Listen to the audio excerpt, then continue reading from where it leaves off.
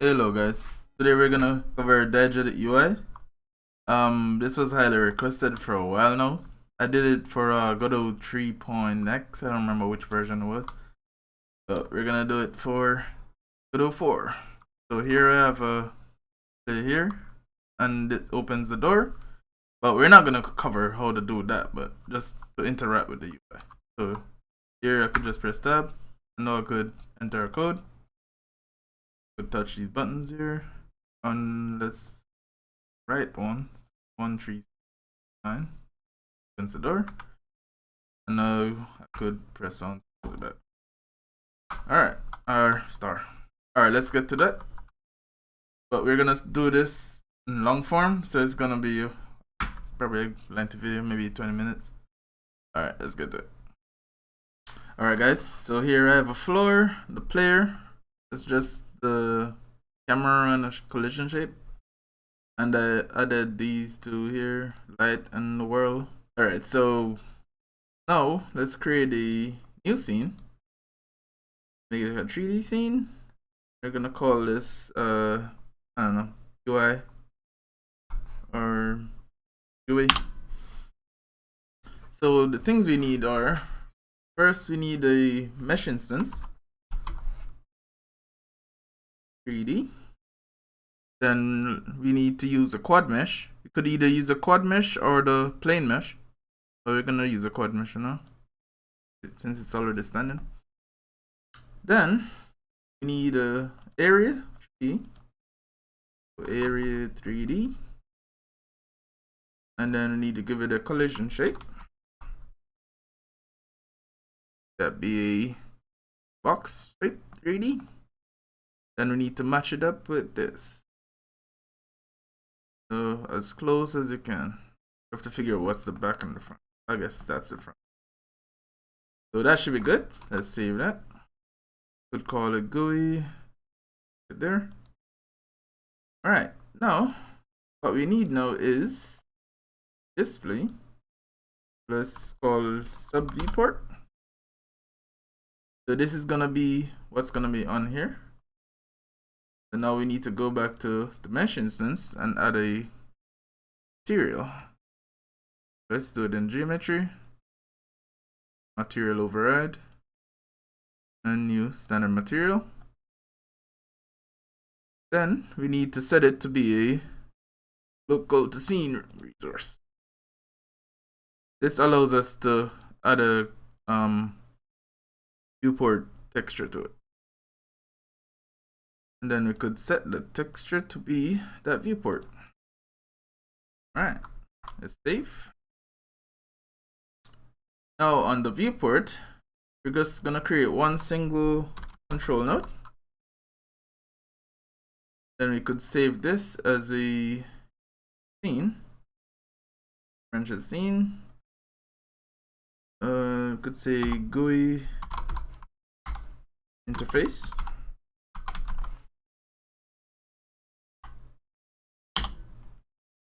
Right. Now we could open that up. So here we could create what we need. So I'm gonna just add a few stuff here. Let's set this to be full rect. Alright, let's add a VBox container. And full as well. We could add a maybe a edit box, or let's go with a label first. Label. Actually, no. Let's do an edit text or edit line. I should say line edit.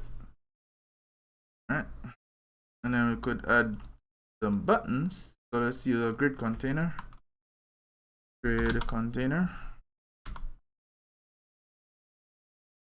Set that to about 3. And add some buttons. And some text there. Doesn't matter what it's there. So that, and then duplicate this a bit. Oop. That. Duplicate. Right. Enough. And then we save this. That should be it for there. Now if we look back in the scene, save, go back to here. Sometimes this acts up. Not have to redo this again. Accept some time. Let's go here. See. Reload the scene. There you go. And we could also go back here and disable shading. Unshaded. Go. Alright. Now for the fun part. Now close this. Now need to set up some stuff. So let's just call this area. Could call the viewport. Viewport. Alright. Now mesh. Call display. Create a GUI on here. Alright, so we need a few stuff. Let's get some references to each item. So on ready var need a display. This equals display. Need that viewport. On ready var viewport. Then we need that area. Alright, so we need a few stuff as well. We're gonna need the size of the mesh. So let's say var mesh size equals set it to vector 2. That's gonna be the size of the actual mesh. Need var, need on mouse entered. Mouse entered. Set that to false by default.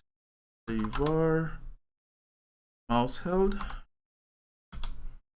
equals false as well. Another one var mouse inside, set that to false as well. Now we need a mouse position, so let's say last mouse was in 3D and set that to null by default, because we need to track when we're not inside of it, so that it returns null. Then we say last mouse position 3D, up 2D, sorry, that to null as well.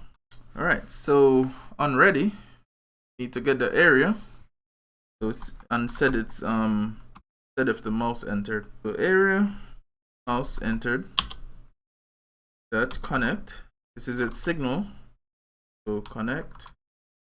And we're gonna use a lambda function here. So to make a lambda function, I made a video on that before, and with a few other stuff. So you say func, put that, then we want to check if the mouse entered. The mouse entered, we set that to true. Then we need to get the viewport, and we want it to set processing to process input.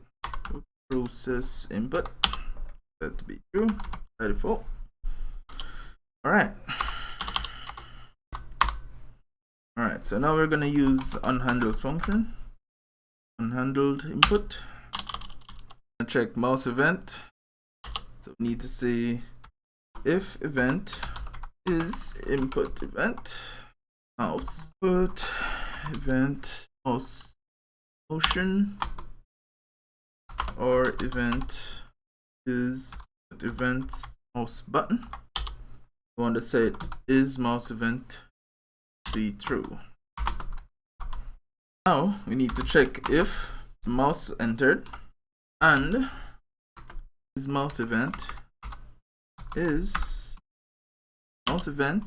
or is mouse held. We need to process the mouse. So say handle mouse event.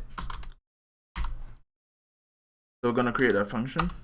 Else need to tell that viewport, say push input pass event. So let's create the mouse event, mouse handle in here. So handle mouse and event.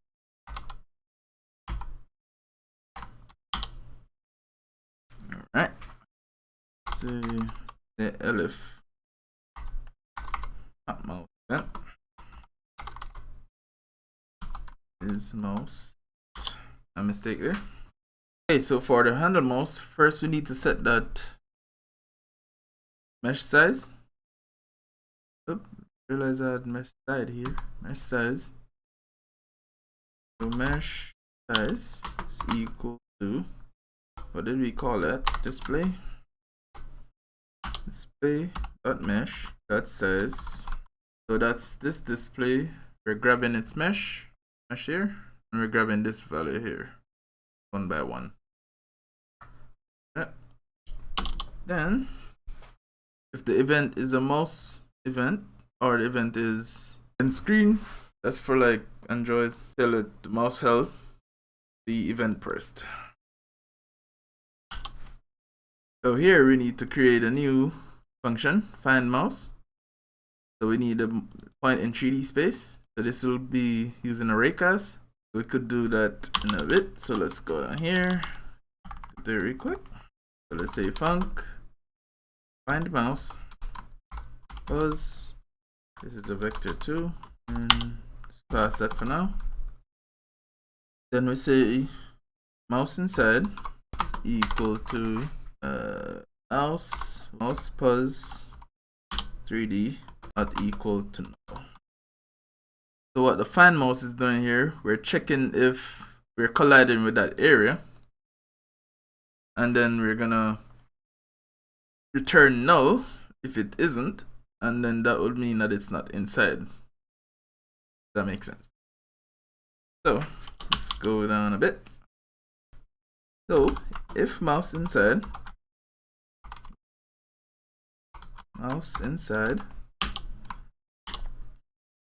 need to get its inverse. So we say mouse position 3D is going to be equal to area dot global transform dot affine inverse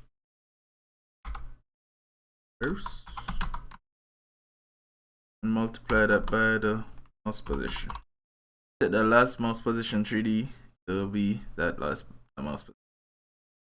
Else we set the mouse position 3D to be that last mouse position 3D. And we say if mouse position 3D equal to null, mouse position 3D equals vector 3 0. Now we need to convert that position to 2D.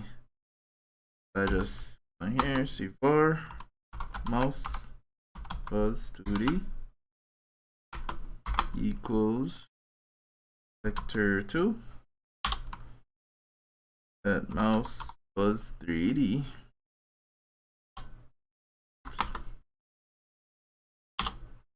dot x, and then negative of mouse pose 3D dot y.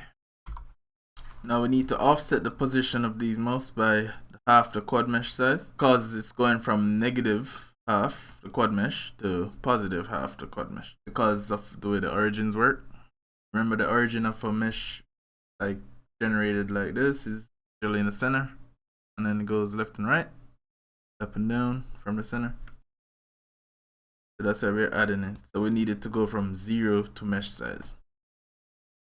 Alright, now we use this to convert it to 0 to 1. Add some comments here.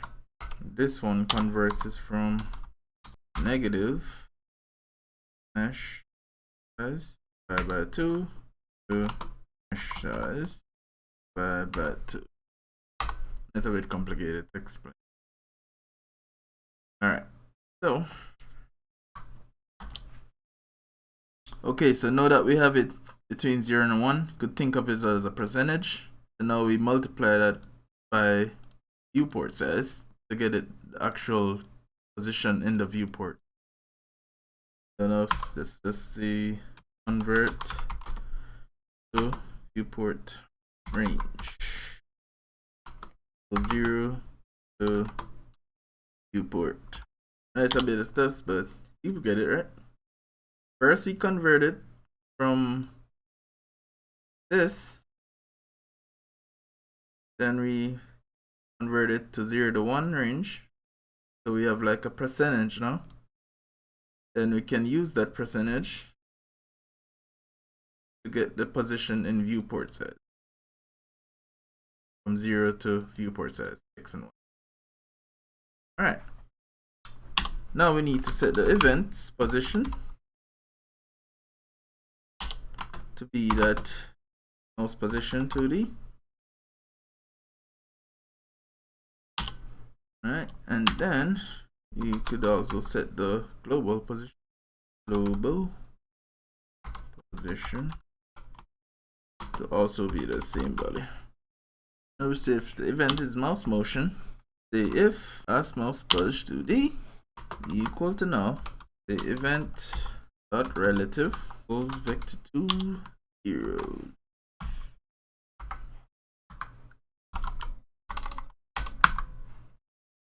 Else, if there was a last position 2D, you're gonna subtract it from this current position from the relative position, last position, or the relative. To equal mouse buzz 2D.